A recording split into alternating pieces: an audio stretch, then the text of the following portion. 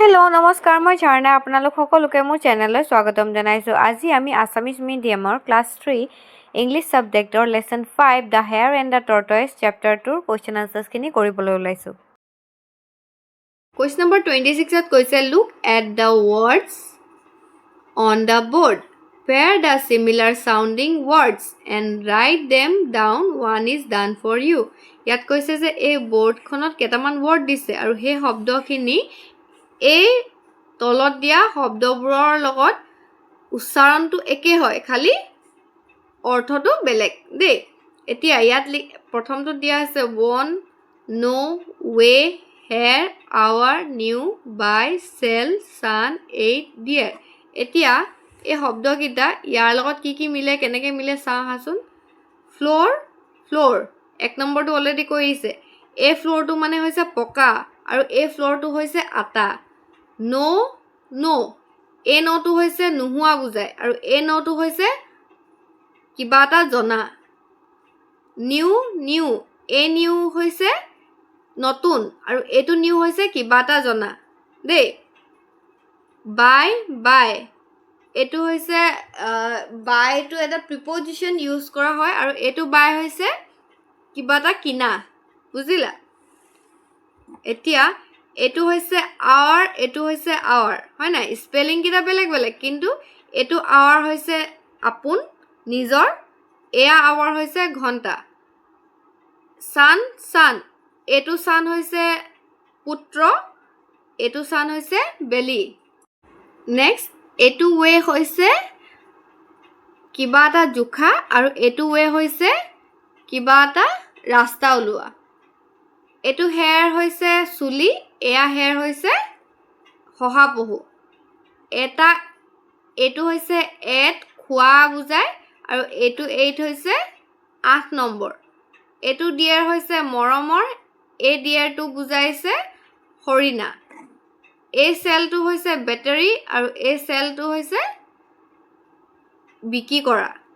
এই ওৱানটো হৈছে 1 নম্বৰ, এই ওৱানটো হৈছে জিকা, বুজিলা। এই গোটেই শব্দবোৰ শুনিবলৈ একেই, হয় নাই? এই দুটা শব্দবোৰ শুনিবলৈ একেই, কিন্তু ইয়াৰ অৰ্থবোৰ বেলেগ বেলেগ। Flower, no', new, by, hour, sun, way, hair, eight, dear, sell, one. কিন্তু গোটেইবোৰ স্পেলিং বেলেগ, খালি উচ্চাৰণ একেই, বুজি পালা। এতিয়া কুৱেশ্যন নম্বৰ 27ত কি কৈছে চাওঁ আহা। Let's feel safe and happy. ইয়াত কৈছে আমি নিজকে যাতে ছেফ আৰু হেপ্পী ফিল কৰোঁ বুলি কৈছে হা। When we are around other people, we need to keep a few things in mind so that we can feel happy and safe. A good touch makes us feel safe and happy. A bad touch makes us feel unsafe and sad. ইয়াত কৈছে যে আমি যেতিয়া বহুত মানুহবিলাকৰ মাজত থাকোঁ তেতিয়া কি হয়, আমি গুড টাচ আৰু বেড টাচ বুজি পাব লাগে বুলি কৈছে। তোমালোক যিহেতু এতিয়া সৰু হৈ আছা, তোমালোকে গুড টাচ কি হয় বেড টাচ কি হয় তোমালোকে নাজানিব পাৰা, কিন্তু সেইকাৰণে তোমালোকক এই ছবিখিনিৰ জৰিয়তে তোমালোকক বুজাব গৈছে যে গুড টাচ কাক বুলি কোৱা হয় আৰু বেড টাচখিনি কাক কোৱা হয় দেই। এতিয়া যদি আমাক গুড টাচ কৰা হয় তেতিয়া আমি নিজকে হেপ্পী আৰু ছেফ ফিল কৰিম। যদি কেনেবাকৈ বেড টাচ কৰা হয় আমি মানে ছেফ ফিল নকৰোঁ আৰু আমাৰ মনটো বেয়া হৈ যায়, দুখ লাগে, বুজি পালা। ইয়াত কৈছে নাও look at the picture given বিলো and put a tick on the picture শ্বয়িং good touch and A cross on the picture শ্বয়িং bad touch. ইয়াত কৈছে ইয়াত কেইটামান ছবি দিছে, দেখিছানে? এই ছবিকেইটাৰ ভিতৰত কোনটো এনেকুৱা ছবি হয় যিটো গুড টাচ হয় আৰু কোনটো এনেকুৱা ছবি যোনটো বেড টাচ হয়। গুড টাচত তোমালোকে ৰাইট চিন দিবা আৰু বেড টাচত তোমালোকে ৰং দিবা দেই। এতিয়া ইয়াত কি দেখিছোঁ, ডাঙৰ মানুহ এজনে সৰু ল'ৰা এটাক মানে ধুনীয়াকৈ সাৱটি লৈছে, হয় নাই? মৰম কৰিছে, তো এইটো এটা গুড টাচ হয়। এতিয়া ইয়াত কি দেখিছোঁ, মানুহ এটাই সৰু ল'ৰাটোক মাৰিছে, হয় নাই? এইটো এটা বেড টাচ হয়। সেইকাৰণে আমি কি দিম, এইটো ক্ৰছ চিন।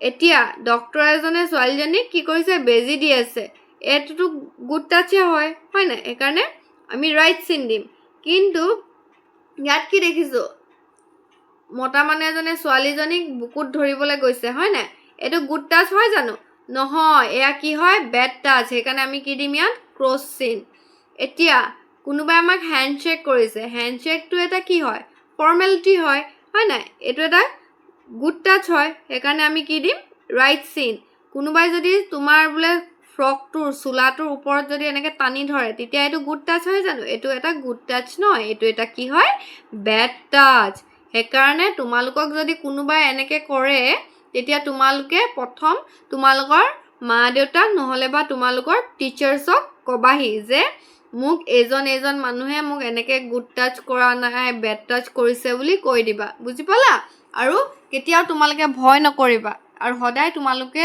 যদি কোনোবাই তোমালোকৰ লগত বেড টাচ কৰে তেতিয়া তোমালোকে প্ৰথম কাক কবাগে বুলি ক'লো তোমালোকৰ মা দেউতাক কবাগে বুজিলা এতিয়া কোৱেশ্চন নম্বৰ 28ত কি দিছে চাও হা 28ত হেণ্ডৰাইটিং লিখিব কৈছে দেই ইয়াত কৈছে slow and steady wins the race আৰু নেক্সট লিখিছে ফ্ৰেণ্ডছ মেক আছ হেপী হয়নে এই দুটা ধুনীয়া লাইন দিছে এই ধুনীয়া লাইন দুটা তোমালোকে হেণ্ডৰাইটিং লিখিবলৈ কৈছে আৰু তোমালোকে এই হেণ্ডৰাইটিংখিনি লিখি ল'বা বুজিলা আজি এই চেপ্টাৰটো শেষ চ' আজিলৈ ইমানে thank you and bye by